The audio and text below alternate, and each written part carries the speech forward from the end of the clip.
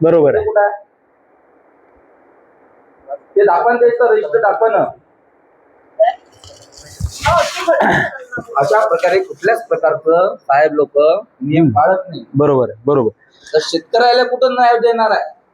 अरे मुर्दाबाद मुर्दाबाद, महायुती सरकार मुर्दाबाद.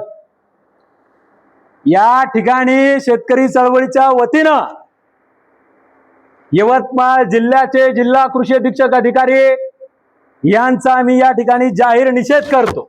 निषेध असो कृषी अधिकाराचा निषेध. शेतकऱ्यांचं काही यांना देणं घेणं नाही आहे.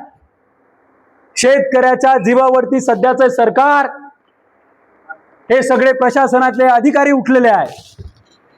त्यामुळं माझी मागणी आहे, यवतमाळ जिल्ह्याचा, यवतमाळच्या पीक विम्याच्या यादीमध्ये ज्याप्रमाणे 31 जिल्ह्यांचा समावेश करण्यात आला, त्याचप्रमाणे यवतमाळ जिल्ह्याचा सुद्धा या पीक विम्याच्या यादीमध्ये समावेश करून या आत्महत्याग्रस्त शेतकऱ्याच्या जिल्ह्याला न्याय देण्याचा प्रयत्न या सरकारनं, या प्रशासनानं केला पाहिजे, ही आमची मागणी आहे. मायबाप सरकार फक्त आणि फक्त शेतकऱ्याला लुटण्याचं काम करत आहे. एवढंच काय, तर यवतमाळमध्ये क्लेम सेटलमेंटचा रेशो अधिक असल्या कारणानं, या जिल्ह्यात मोठ्या प्रमाणात शेतकऱ्याच्या आत्महत्या होत असल्या कारणानं आमच्या जिल्ह्याचं या यादीमध्ये नाव नाही. माझं म्हणणं हे आहे, या अधिकाऱ्यांना याच्यामध्ये प्रॉफिट आहे का? या यवतमाळ जिल्ह्याचे 1 नाही 2 नाही 3 मंत्र्यांना प्रॉफिट आहे का? प्रशासनातल्या कर्मचाऱ्यांना प्रॉफिट आहे का?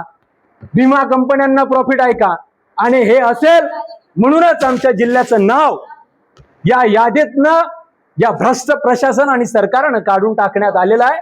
म्हणून या ठिकाणी मी या सरकारचा अरे निषेध असो निषेध असो निषेध निषेध असो निषेध असो शासनाचा निषेध असो.